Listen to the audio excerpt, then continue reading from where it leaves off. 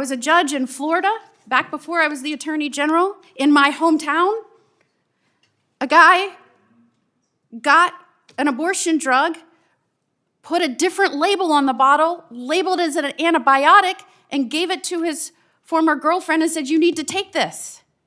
And she did. And she had to testify at trial with a picture of a sonogram of that child. This is not gaslighting, this is happening. Ms. Verma, can men get pregnant? Dr. Verma, Yes. I just want to make sure we're Dr. all Verma, addressing can each men other get with- pregnant? As a doctor, give me your opinion. As a doctor, can men get pregnant?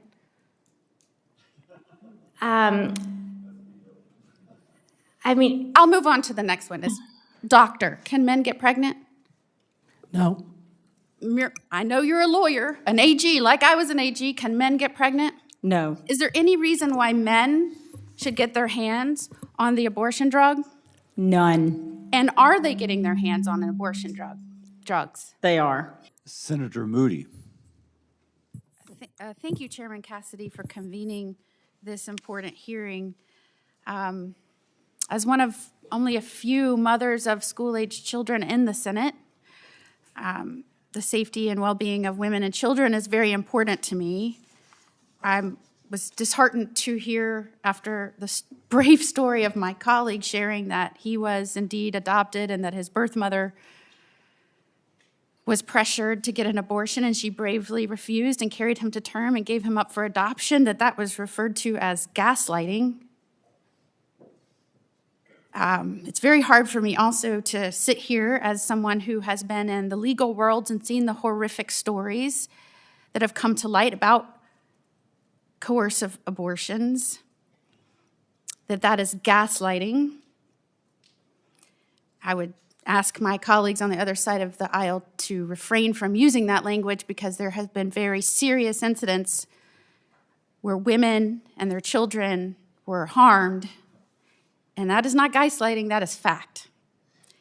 And I'm also disheartened that we heard, as we bring up the instance of men or even some women crushing up these abortion drugs and giving them to people surreptitiously in order to end a life, that we should tolerate this new trend in crime, in murder, because as one of my Democratic colleagues just put it after referring to these instances as gaslighting, because, and I'm quoting my Democratic colleague, coercion of abortions is long-standing part of human history. That is unacceptable.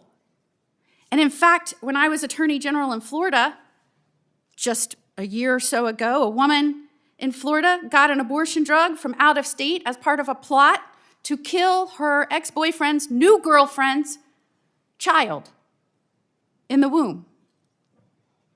I mean, this stuff isn't made up. When I was a judge in Florida, back before I was the Attorney General, in my hometown, a guy got an abortion drug, put a different label on the bottle, labeled it as an antibiotic, and gave it to his former girlfriend and said, "You need to take this." And she did. And she had to testify at trial with a picture of a sonogram of that child. This is not gaslighting, this is happening. And as states are trying after Dobbs to come up with, as a people, what their laws are going to be, we here in Washington have to make sure that those laws that they come up with to prevent this kind of thing, to protect their people, are not circumvented.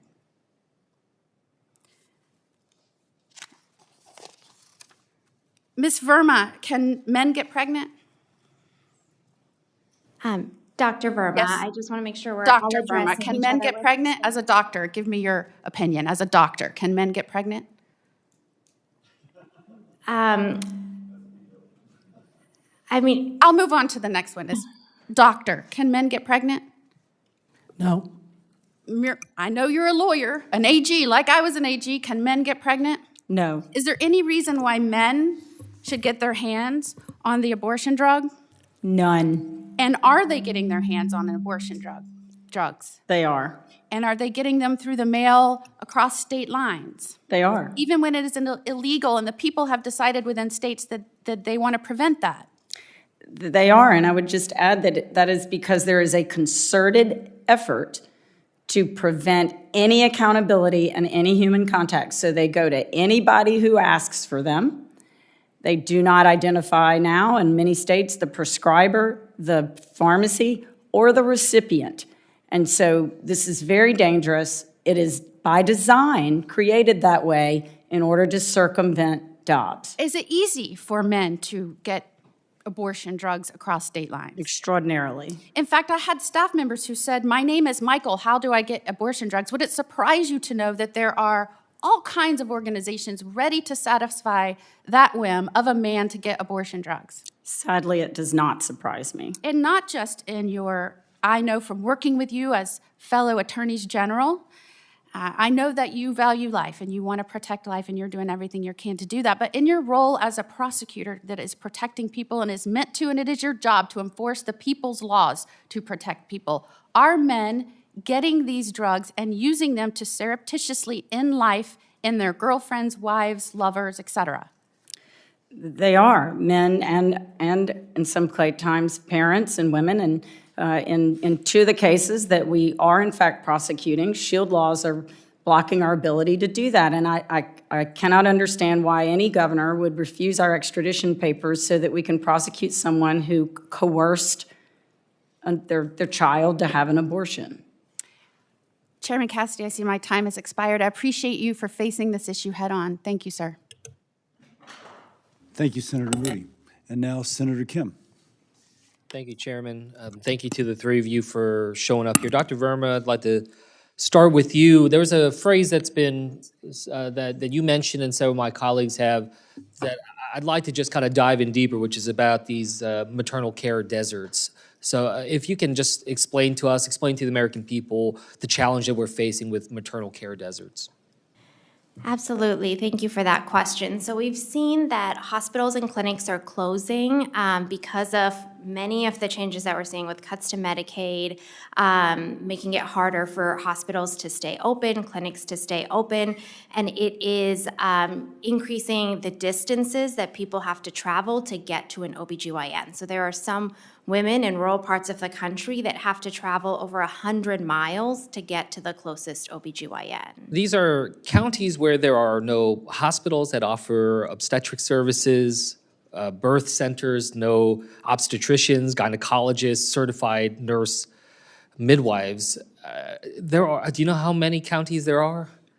In the United States, it's about 35% of counties. In some states like Georgia, it's even more. It's exactly right. 36%. I was calculating over 1,100 counties in the United States. For me, I'm grateful that in New Jersey we have greater density and more access in this, but I'm trying to think through what is needed around the entire country when I'm thinking about millions of women of childbearing age that do not have this type of access. And then the conversation that we're having here, I just kind of keep thinking about, I hope we have a hearing on this.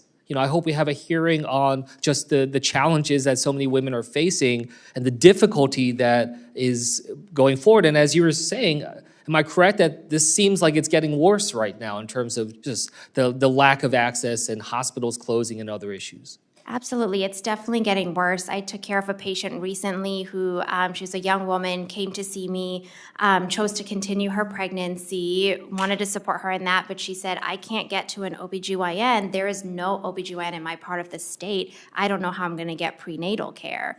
That makes people less safe.